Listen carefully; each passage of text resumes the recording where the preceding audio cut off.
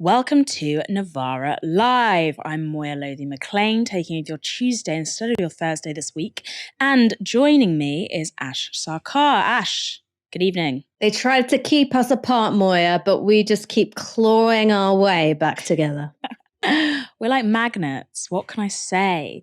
And also like magnets are the Tories to cuts, which is why they have slashed social care funding. We'll be covering that in the show. We will also be covering the new water pollution plan, or rather anti-pollution plan. It's a big week for Thérèse Coffey. There's also TikTok being fined, and we'll be talking about the ruckus, the media circus, yes, Trump in New York and his latest legal wranglings. In 2021, the Tories published a white paper on social care in England, and in it they promised this: to invest at least £500 million so the social care workforce have the right training and qualifications and feel recognised and valued for their skills and commitment. We want the workforce to also have their well-being prioritised. Well, turns out that promise was worth less than the paper or blog that it was written on. That is because the government has now halved the amount it says it will invest in care workers. The Times reports this. This week, the Department of Health and Social Care said that care workforce investment, including, quote, funding for hundreds of thousands of training places, would be backed by £250 million. There was no mention of the previously announced £25 million to support unpaid carers or the £300 million to integrate housing into local health and care strategies. The government has said its plan will, quote, bolster the workforce and help to free up hospital beds. Helen Whately, the social care minister, said the package, quote, focuses on recognising care with the status it deserves. She said, quote, care depends completely on the people who do the caring. That's over 1 million care staff working in care homes and agencies and countless relatives, friends and volunteers acting out of the kindness of their hearts. Don't know if Tories know much about kindness in people's hearts. Now, there are currently about 165,000 vacancies for care workers across England. The job is incredibly difficult. It can involve antisocial hours, huge emotional investment, and hard physical labour. Yet care workers, who largely work for private companies, are paid shockingly low wages. According to the charity Community Integrated Care, a care worker is paid on average £8,000 a year less than an NHS worker with equivalent skills. And according to research carried out by Care England and charity HFT, poor rates of pay are the number one reason that care workers leave all sectors of the care sector. Between 75 and 78% of workers who left their sector cited it as a main reason for leaving. So slashing the amount of money promised for care worker recruitment and training is likely to only deepen the trend of a declining and demotivated workforce. This workforce also happens to be vital and increasingly in demand. More care workers are needed to take care of people at home if we're going to reduce bed shortages and backlogs in the NHS. And the population, of course, is ageing. According to the think tank The Health Foundation, Britain will require an additional 627,000 social care staff by 2031. That is an increase of 55% on current social care worker numbers. But the promised deal on care workers isn't the only one the government has reneged on. The £500 million promise was part of a wider £1.6 billion pledge for social care reform made by Boris Johnson. Simon Botry is a senior fellow at the King's Fund, and he told Radio 4's Today programme all the ways the Tories are letting down those in need of social care, which will be most of us one day, as well as the people who provide it. This looks like a wide-scale retreat from the scale, certainly, of the original plans, and is, of course, deeply disappointing to a social care sector which is in deep trouble. What the government says is that the reforms are going to give care the status it deserves. Can they now? Well, it's incredibly hard to see how you give the status care deserves by cutting the amount of money and the amount of support that you'd promised 18 months previously. You've also got to remember that the government's already postponed its wider reforms, the introduction of a cap on lifetime care costs, and an increase in eligibility so that more people would have been entitled to publicly funded support. Both of those measures have now been postponed until October 2025. So, the government has previous on this, and there's very little here that gives any indication that this is going to raise the status or do much to significantly improve the state of social care at the moment. Because what they are going ahead with is a care certificate qualification and a bit of funding as well for training places. But I guess if you're still losing people because the basic pay is so bad for so many of them, that doesn't really make much difference, one would assume. Yeah, I mean, again, on the basis of what they've said, there are some positives in here. In the focus, for example, there will be some money for workforce, and some money is better than no money. There's also an investment in digital, and that seems to be the one area that is relatively untouched, and actually where the government has got some quite positive things to say. But overall, this is a package that comes at a time when all the trends are going the wrong direction. More people are requesting support, fewer are getting it. We have the highest level of staff vacancies since records began, and public satisfaction is at its lowest level ever recorded. So it's incredibly hard to see how this is a proposal which is going to make a massively significant difference to social care, and that's what it needs at the moment: a really significant reform, wholesale reform, and significant amounts of extra money. It seems to be a government that is ruling by delay. Every single policy they announce, positive and negative, is always postponed to about 2025, when it's very likely they won't be in charge anymore. This is a government that's putting off all major decisions. But let's pretend this is going to happen. So, they've betrayed some of the most essential yet poorly paid workers in the land, and not to mention the thousands who rely on them. What do the Tories offer us instead? Vacuous nonsense is the answer. This video appeared on the Department of Health and Social Care's Twitter feed this afternoon. I want people to recognise social care as a career rather than just a job. We're launching a call for evidence on a new career structure for the care workforce, providing clear, defined roles supported by training. I'd like to learn a little bit more about what my qualification can get me. Helping raise standards across the country. It is achievable. If I can achieve it, anyone can. What is a call for evidence? What does that even mean? What are they trying to say? We don't need a call for evidence for a new career path, which would be no doubt equally poorly paid for social care workers. We need investment, we need higher rates of pay, we need better support for the people already doing the job. Ash, what is a call for evidence? Do you know?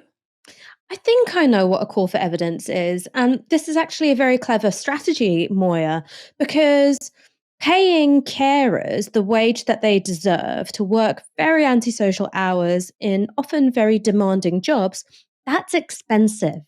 That costs money. But kicking the can down the road on announcing anything new which might require some of that funding, well, that's very cheap, so long as you come up with a totally vacuous deferral technique like calling for new evidence. The Tories do love a deferral technique, and one of the main proponents of deferrals, as I've said, is also one of the people who is behind all of this ultimately, Chancellor Jeremy Hunt.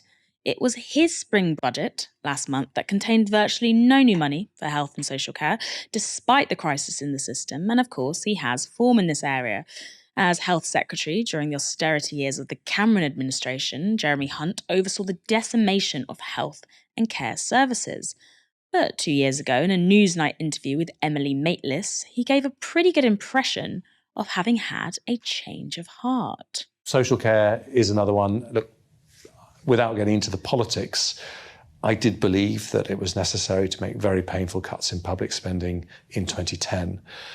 But in retrospect, I can see that the cuts to social care were in a way the most silent, but also the most devastating. And, and I think that when the government comes forward this year with its plans for social care, I really hope that we put it on a sustainable footing going forward, because I think it's desperately important. Can't recall if that interview happened around the time Jeremy Hunt was running for leadership, but that sounded a lot like regret. Did it not? Are my ears mistaken?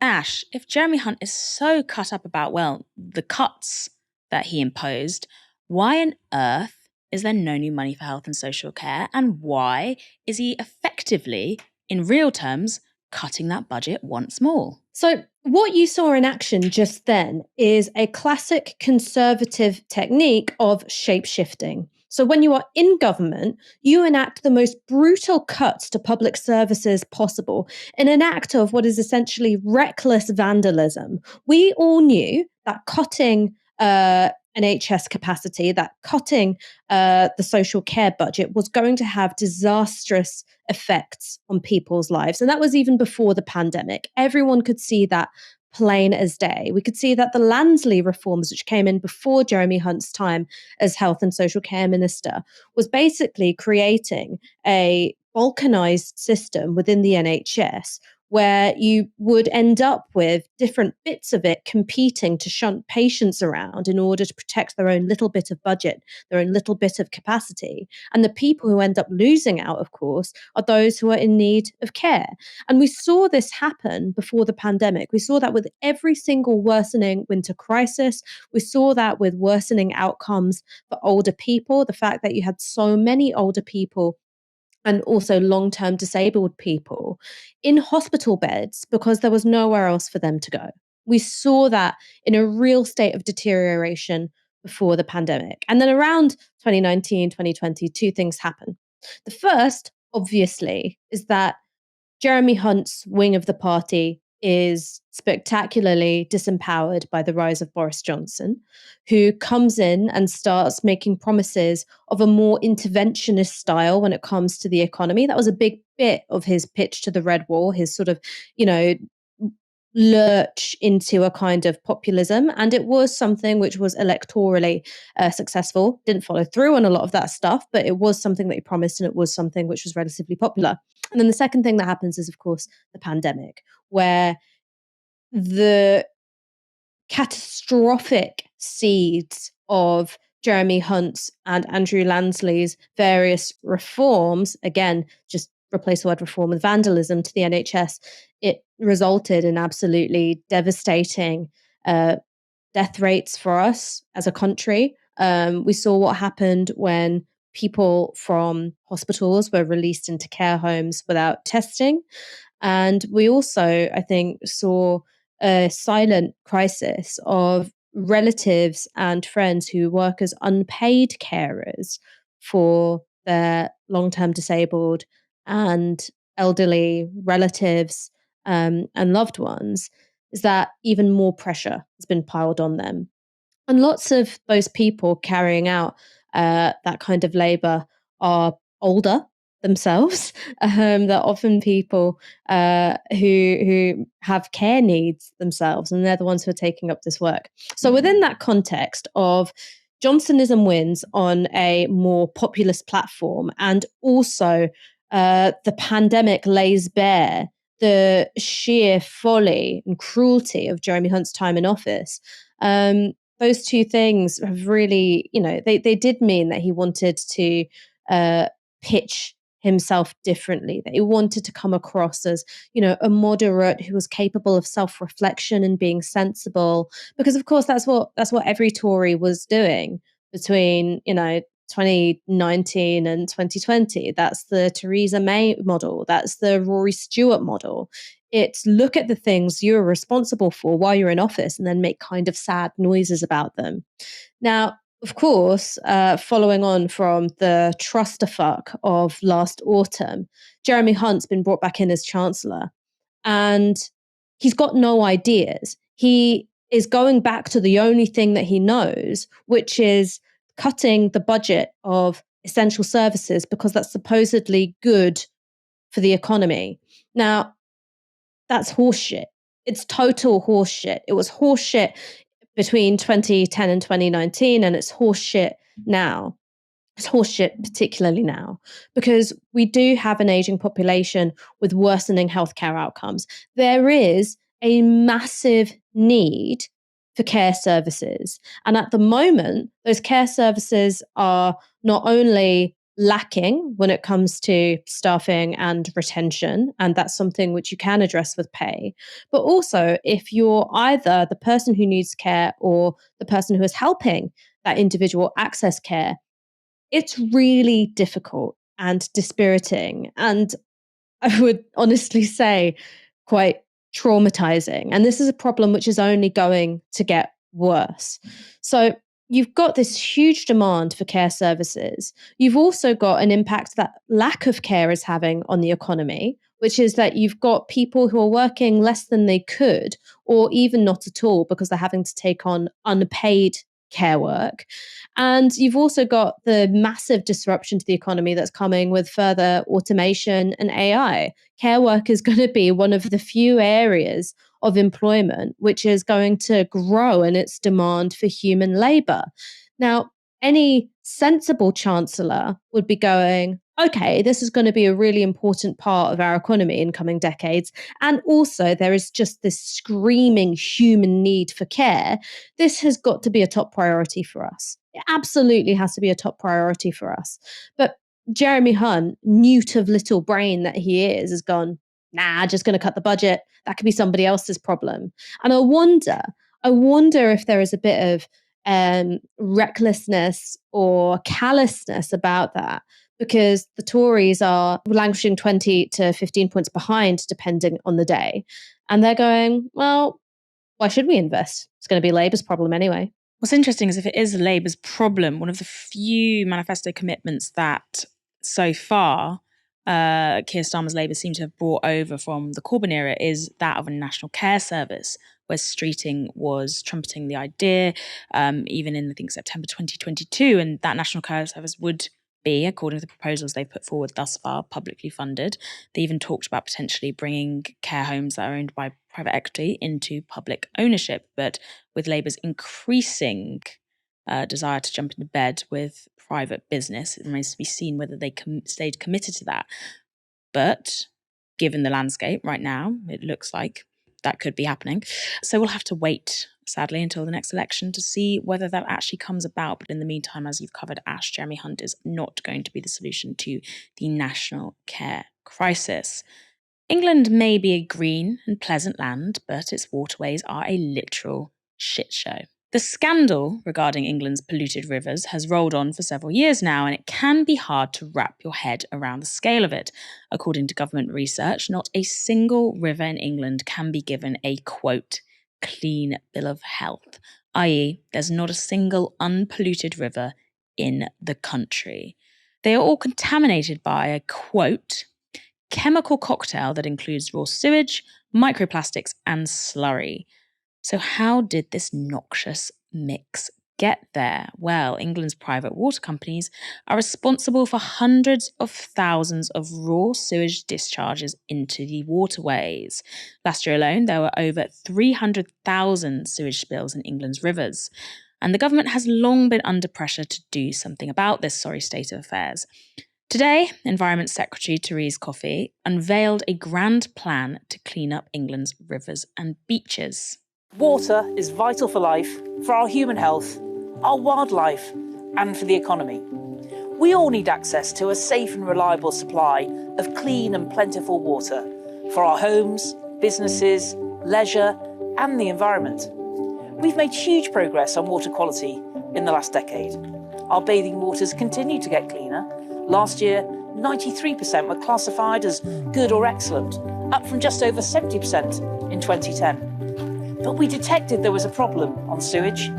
We took action. We have a plan to tackle sewage from storm overflows, which will require the biggest ever investment into water infrastructure of £56 billion. Yet our water system is under more pressure than ever before. Growth of our population, of business and climate change means we need to do more to provide a steady supply of water in a warming climate. We already supply 14 billion litres of water a day. By 2050, we will likely need an extra 4 billion litres per day. So we want to go further and faster on tackling pollution, and we want to ensure plentiful supply. And that is why I am launching our new integrated plan for delivering clean and plentiful water. We are accelerating our investment by water companies to upgrade infrastructure, to help supply and to tackle pollution. And we are getting stricter on enforcement with potentially unlimited penalties for water companies. We will innovate to help farmers continue to grow food, particularly in drought areas where water is in such short supply, just as we did here on the Felixstowe Peninsula, working with farmers to make the most of precious freshwater to sustain their crops in these thirsty, sandy Suffolk soils. Our plan needs all of us to do our part on how much water we use, on tackling pollution, and to care for the water wildlife needs too. Together, we can make sure we all have access to clean and plentiful water now and for generations to come. Some nifty little sleights of hand there. According to Thérèse, 93% of England's bathing waters have been rated as good or excellent. Well, maybe that's because bathing water is a specific status that requires more rigorous testing for pollution in an area. In March, research carried out by the Liberal Democrats discovered that DEFRA, the department that Thérèse Coffey heads up, has been rejecting most applications for bathing water status. In the past 14 months, only 2 out of 21 applications for the status has been granted. And there's about 600 bathing water sites across England and Wales, most of which are located on the coast. But the special denomination doesn't protect a body of water. This is from The Guardian. Data shows there have been 340,581 hours worth of sewage spills in bathing waters, totalling 52,653 separate spills in the last 2 years. Very easy to say our bathing waters are clean if you don't denominate any new bathing waters at all. Beyond these specific bathing waters, the government's new plan is going down with campaigners like a lead pipe dumped in the River Wye. Here's what Fergal Sharkey, former pop star and now a leading advocate for tackling water pollution, had to say about the proposals on BBC Radio 4's Today programme. This is being presented today by the government as a plan to clean up our waters. Will it do that? I'm afraid not. If I was being kind, I would suggest that it's one of the most muddled, confused bits of strategy and policy I've seen in some time. As you've already said, the wet wipes' announcement has actually been made 3 times in the last 5 years. Nothing happened. The supposed £1.6 billion investment, well, does that supersede the £3.1 billion investment announced last August? And does that supersede the 2.7 billion before that and the 12 billion before that?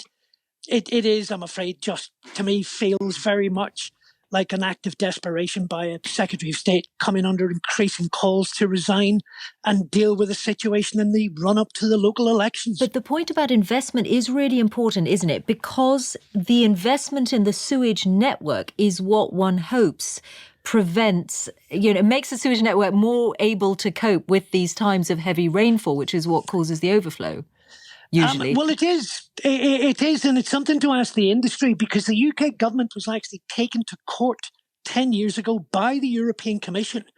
And the court found that the UK was acting illegally by allowing water companies to dump sewage during heavy rain. And by the way, last year, we now know the figure was 1.7 million hours.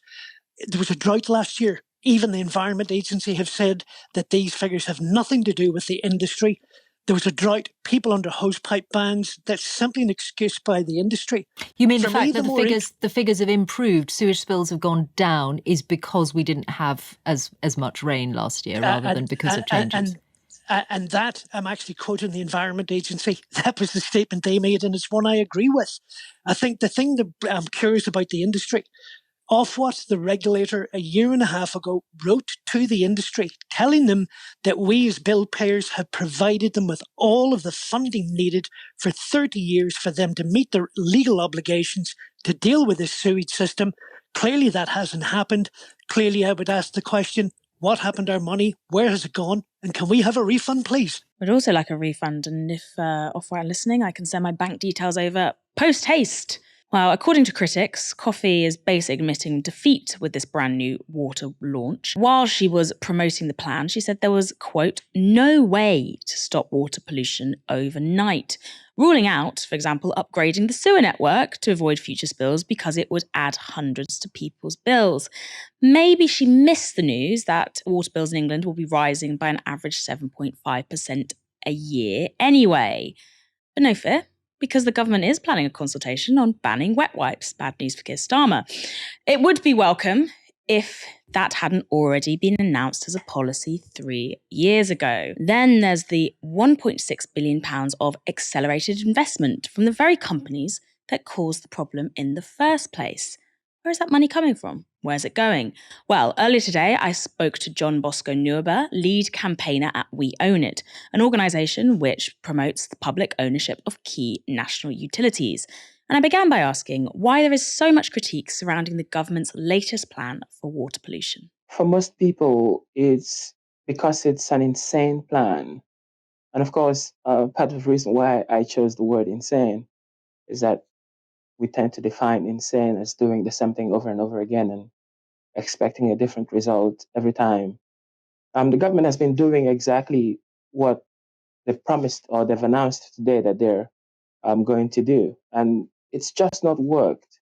Regulation has utterly and completely failed to deal with the problem of sewage being thrown into our rivers and seas by these private water companies who have no incentive at all to do the right thing for our water system.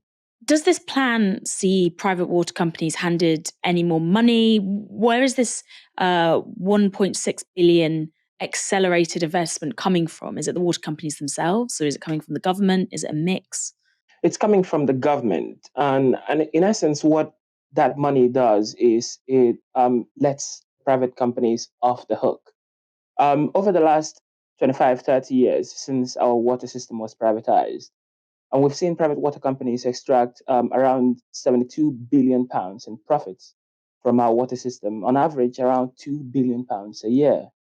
Since 2015, the water companies have only been fined around £140 million, which means if you're a private water company, pouring sewage into our rivers and seas is the smart business thing to do. It means you get to pay a very meager fine, but you take billions of pounds away in profits.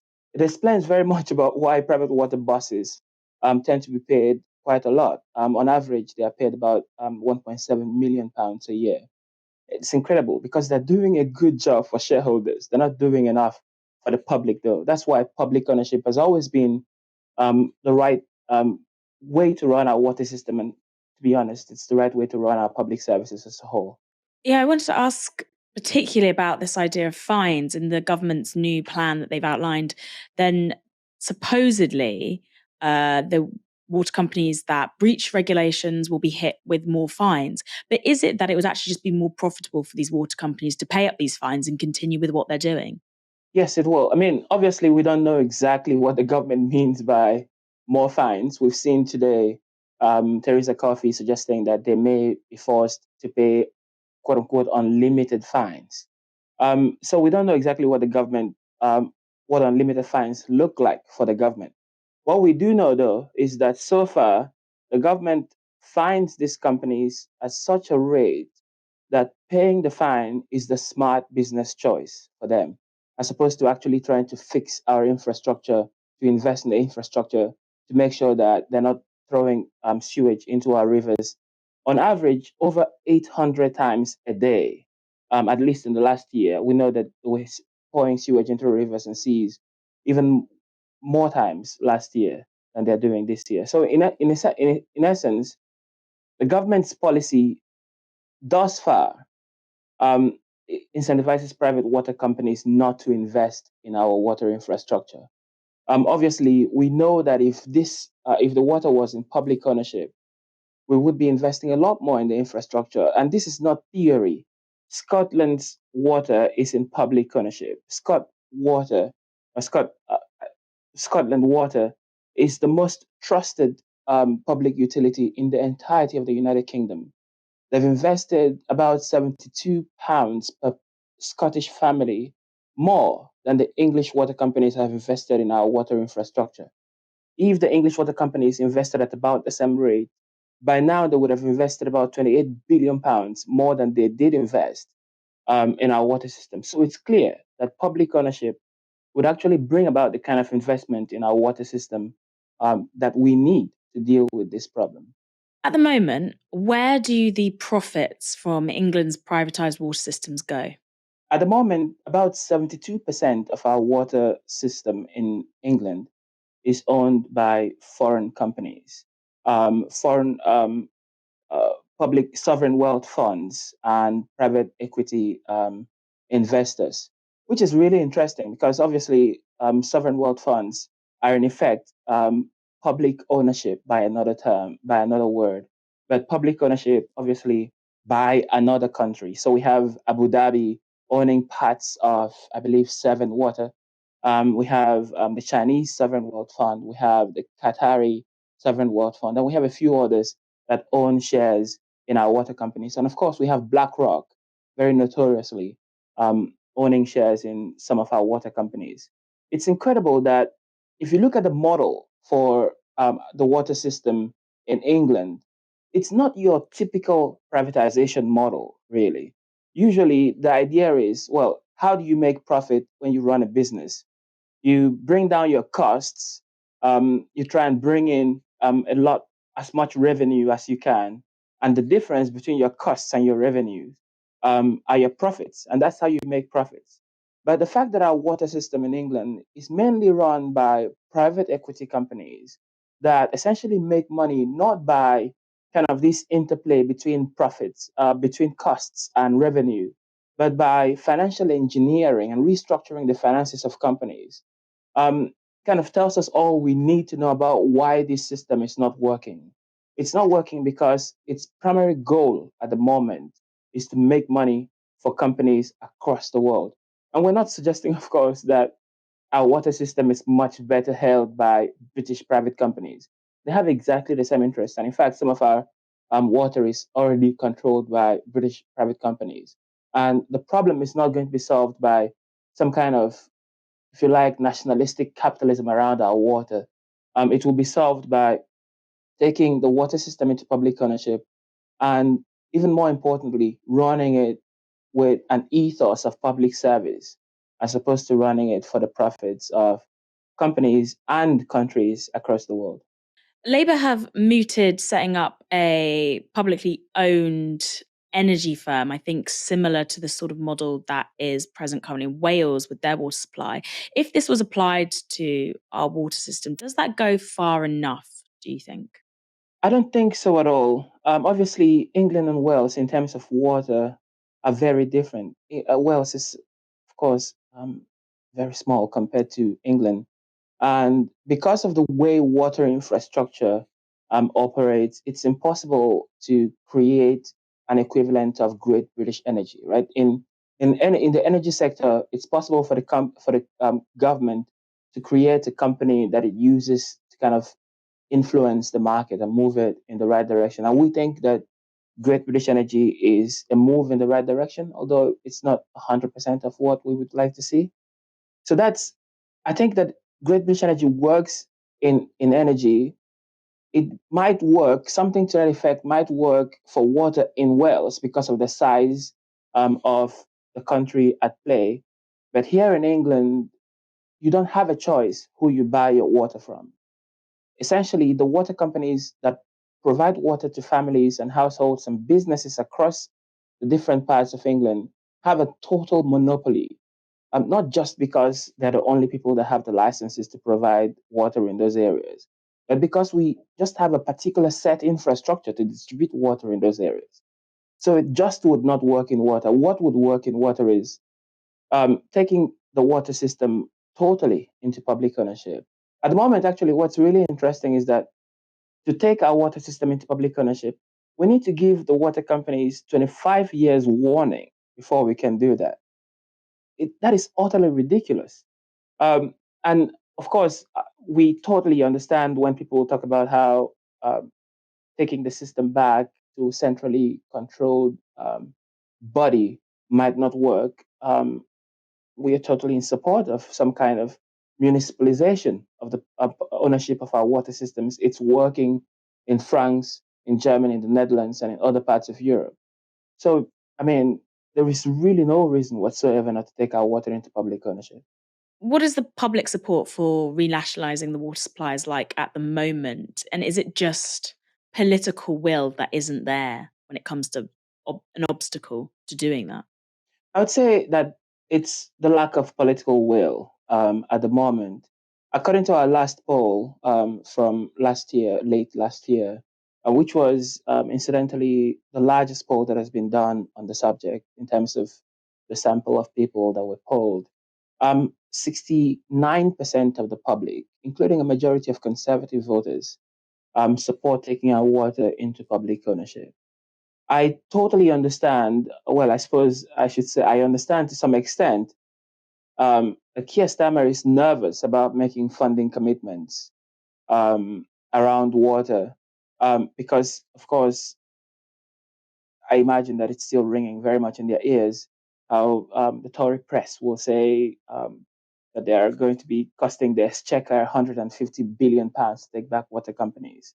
But the reality is that we could take back these water companies much more cheaply than has been mooted around the mainstream press. A parliament would set the price of the shares of these companies and buy it at a fair market price. That is the right way to do it for energy. That's the right way to do it for water. And we don't think at all that there would be any cost. In fact, I think given the popularity of the policy, the Labour Party would stand to benefit enormously from doing something serious and not at all radical. At this point, taking water into public ownership would be the pragmatic thing to do because it's what would work. We've tried literally everything else, and it's clearly not working because the incentive structure is all messed up. Thanks to John Bosco for that very in-depth and comprehensive interview. Now, former US President Donald Trump has just entered a Manhattan courtroom to face criminal charges. On his way to court, he has posted this to social media, and this is straight hot off the press. So Trump says, quote, "Heading to Lower Manhattan, the courthouse. Seems so surreal. Wow, exclamation mark. They're going to arrest me. Can't believe this is happening in America. MAGA." He has a turn of, whatever you can say about Donald Trump, he has a turn of phrase that is unparalleled by any other political leader. Last week, a New York grand jury, of course, agreed to indict Trump, meaning that they believed there's enough evidence to bring criminal charges against him. Now, the exact nature of these criminal charges are currently under seal, meaning we won't know them until the arraignment begins shortly, which is happening while we're on air. But according to the New York Times, there's at least 24 counts in that indictment. What we do know is that charges are likely to be related to a $105,000 payment made to adult performer Stormy Daniels in 2016. The cash was paid by Trump's attorney at the time, Michael Cohen, and was supposed to keep Daniels quiet and about an affair she says she had with Trump in 2006. Trump has always denied the affair. Now, there's nothing illegal in the payments themselves, just sleazy, but the way that Trump's accounts recorded that hush money payment as a legal fee has led to him being accused of falsifying records. And that is because the money that was originally paid to Daniels was from Cohen's own funds, and it was then repaid to Cohen under the guise of a monthly retainer for legal fees. The New York Times reports this. The prosecutors also raised questions about Mr. Trump's monthly reimbursement checks to Mr. Cohen. They said in court papers that Mr. Trump's company, quote, falsely accounted for the monthly payments as legal expenses, and that company records cited a retainer agreement with Mr. Cohen. Although Mr. Cohen was a lawyer and became Mr. Trump's personal attorney after he took office, there was no such retainer agreement, and the reimbursement was unrelated to any legal services Mr. Cohen performed. Trump may also be charged with violating election law. The New York Times goes on to say this. In New York, falsifying business records can amount to a crime, albeit a misdemeanor. To elevate the crime to a felony charge, Mr. Bragg, who is the New York District Attorney, prosecutors must show that Mr. Trump's intent to defraud included an intent to commit or conceal a second crime. In this case, the second crime could be a violation of election law. While hush money is not inherently illegal, the prosecutors could argue that the $130,000 payout effectively became an improper donation to Mr. Trump's campaign under the theory that it benefited his candidacy because it silenced Miss Daniels. Whatever the charges turn out to be, Donald Trump is once again centre stage of an enormous media moment. What you're seeing here is the media lineup surrounding the Manhattan courtroom ahead of Trump's appearance here. Journalists from across America and from around the world have turned up to report on the former president's every move for the short period that he'll appear before the judge. And make no mistake, it will be a short period. What's going to happen is the judge is going to read the charges and then Trump will be bailed before returning to Mar-a-Lago, as I like to call it. And from there, he will address his supporters later tonight. So what about the politics of all this theatre? Well, Corinne Clark-Barron is a conservative activist, and she told Sky's Kay Burley what the indictment meant for Trump supporters. I think this case against him is more of a reason for him to run. It reminds a lot of us who supported Trump in 2016 and again in 2020. It reminds us why we did support him. And it is because a lot of this system that exists, this corrupt system, hates Trump. And a lot of Americans are fed up with that system. It reminds us that they don't like him because they don't like us and we don't like that corruption. I think that we'll see his polls continue to go up thanks to this case. And you'll also see a lot of unifying messages from all of the other potential candidates on the Republican side, because this is such an outrage, this politically motivated case. And you'd see even the second in line, Ron DeSantis, he knows he's not going to politically benefit from this taking out Trump. He has to stand in solidarity with Trump because Americans are outraged by this case against him. The indictment certainly seems to be playing well for Trump when it comes to next year's Republican primaries. Polling by business intelligence company Morning Consult reports that 55% of potential Republican primary voters would actually back Trump for the Republican presidential candidate. That reflects a 3-point bump since the indictment was announced last week, and it puts the former president nearly 30 points ahead of his closest contender, Ron DeSantis, which is quite interesting. Obviously, DeSantis was ahead back in the day, and now Trump has taken over. Still, some Democrats are seeing Trump's indictment as a triumph for the US justice system. Calvin Dark is a US Democratic strategist, and he told Sky News this. Well, I think that no matter what particular political affiliation one has here, it's not a proud day. This is not a good look for the United States to have a former president in the courtroom. But it can be a positive for our country as the world sees how justice is supposed to happen, how they are the grand jury, American citizens who voted to indict a private citizen, and that private citizen will have an opportunity during a trial to mount a defense, and then we'll have a verdict that'll be fair. So I think if we can do that, then we'll show the world how justice is supposed to work. But like I said, from a partisan angle, that really doesn't factor into my calculation because it's not a day to be overjoyed no matter who you support politics-wise. Wow, with Democratic strategists like that, I'm curious, talking about it's a bad look for America. Who actually needs conservative candidates in the first place?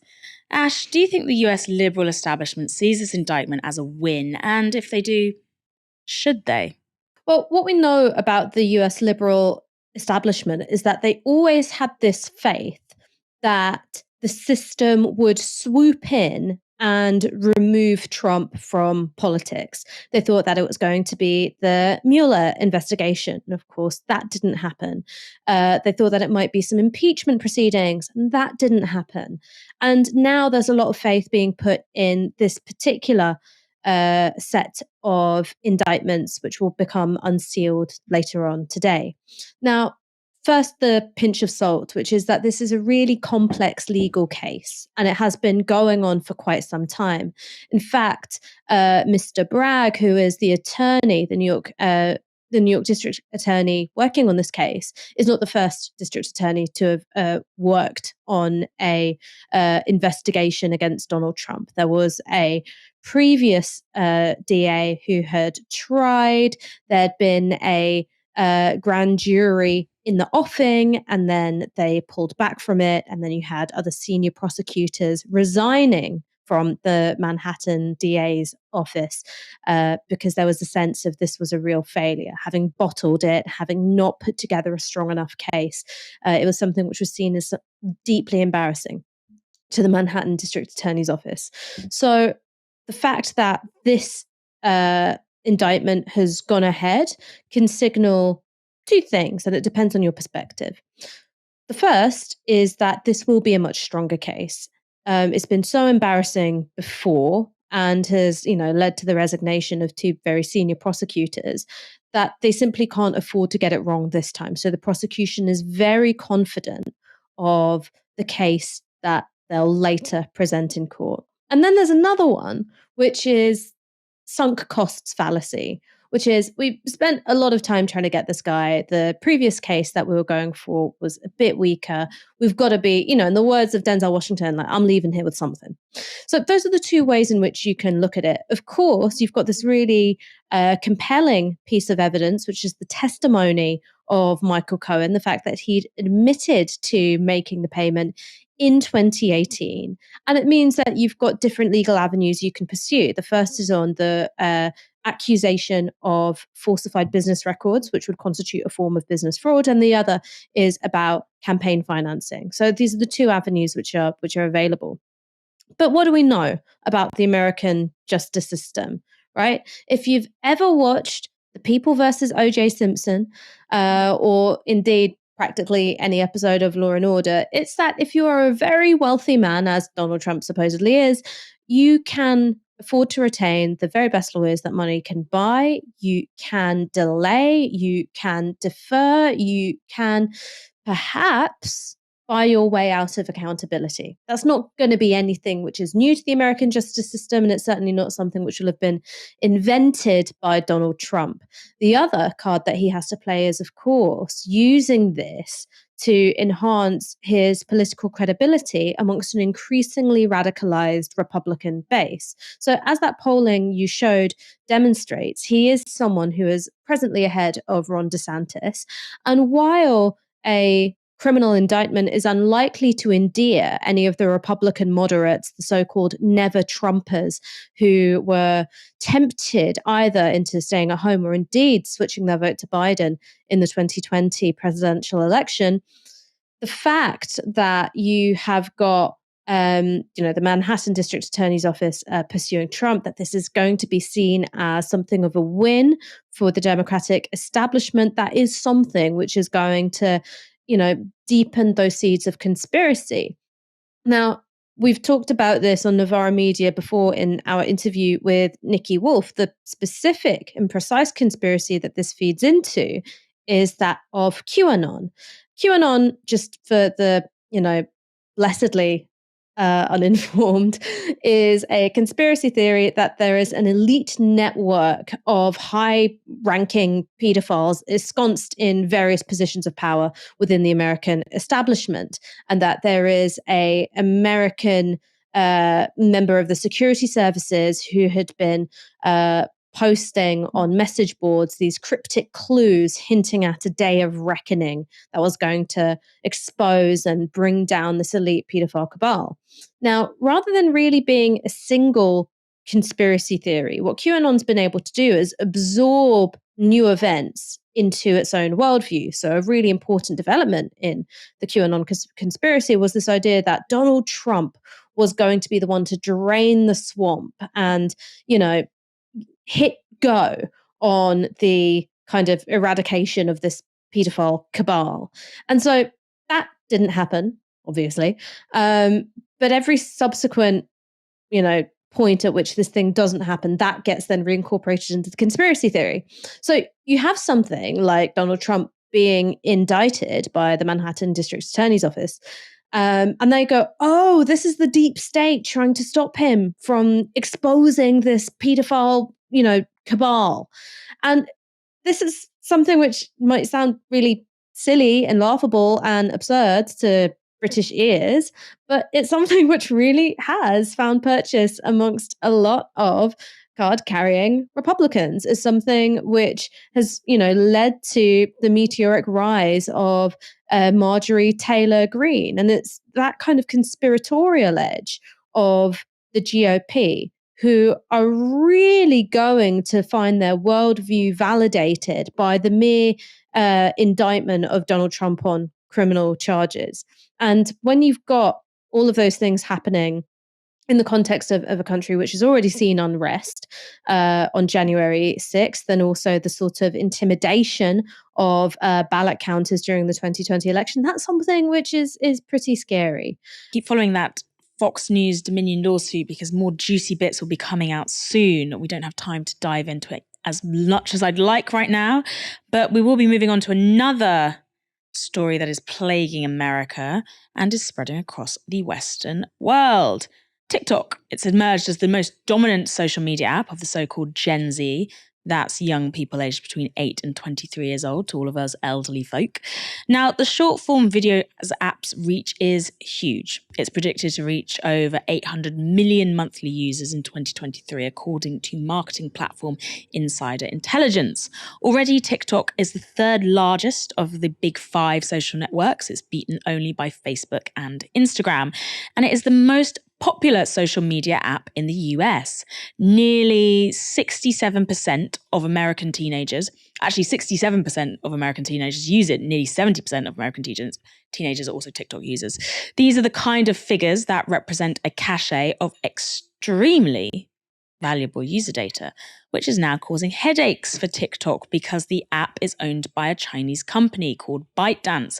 And surprise, surprise, Western countries have begun to eye it with suspicion as a result, saying that it could present a security threat. ByteDance have repeatedly denied that any accusations that it passes user information to the Chinese government or that TikTok is, quote, an agent of China. Now, that hasn't stopped the panic, though, in the likes of the US, Australia, and the UK. TikTok has been booted from government devices. You may remember Net Zero Minister Grant Shapps uploading this bizarre and defiant TikTok when that news was announced. You know what?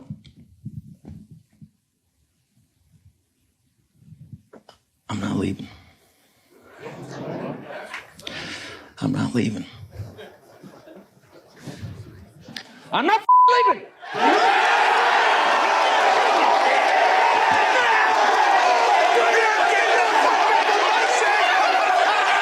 The show goes on.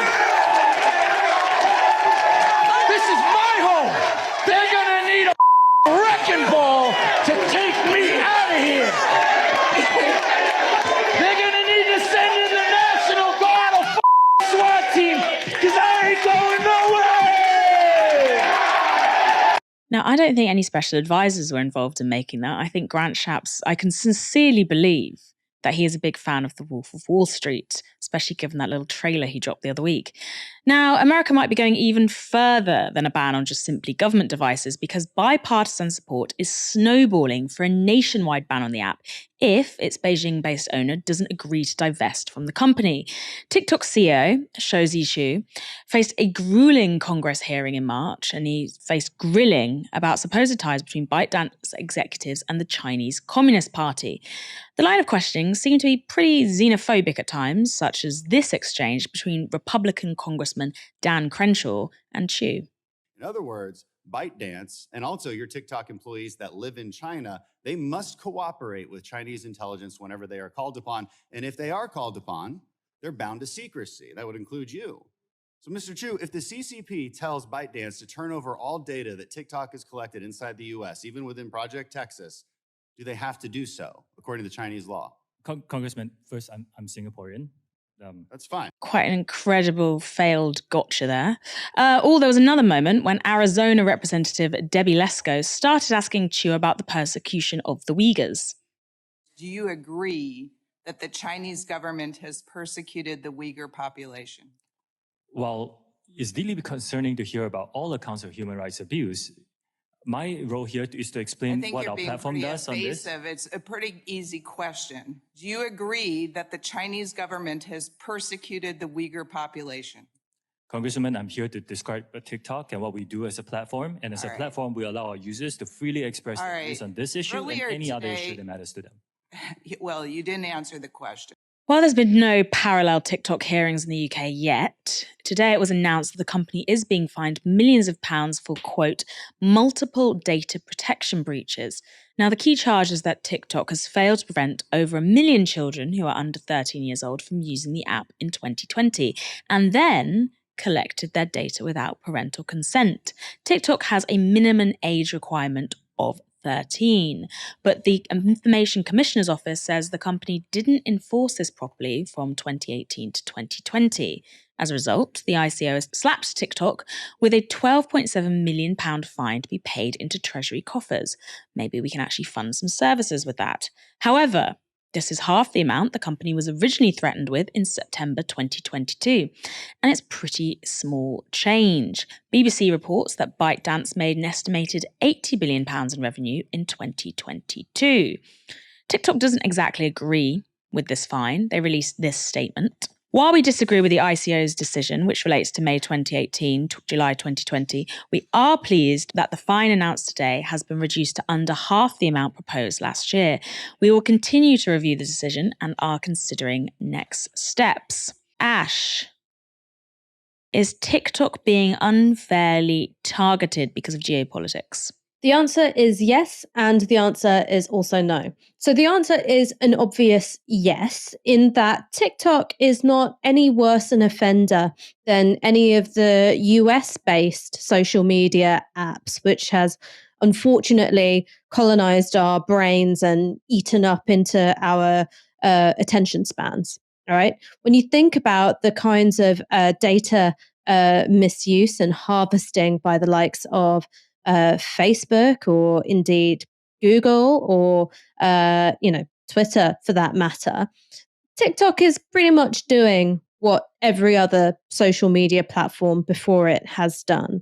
If you want to look at the issues around safeguarding of children on TikTok, which I do agree, they're really serious in terms of young people being exposed to social media before they're old enough to and without parental consent. These are, again, problems which have also existed on Instagram and on Facebook as well.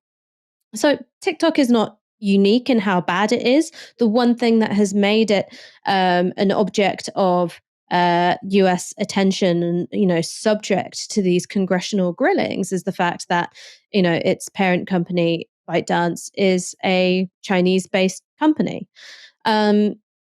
The argument, just to do the whole devil's advocate thing, the argument is that any company which is based in China is uniquely beholden to the CCCP in a way that US-based companies are not beholden to the US state.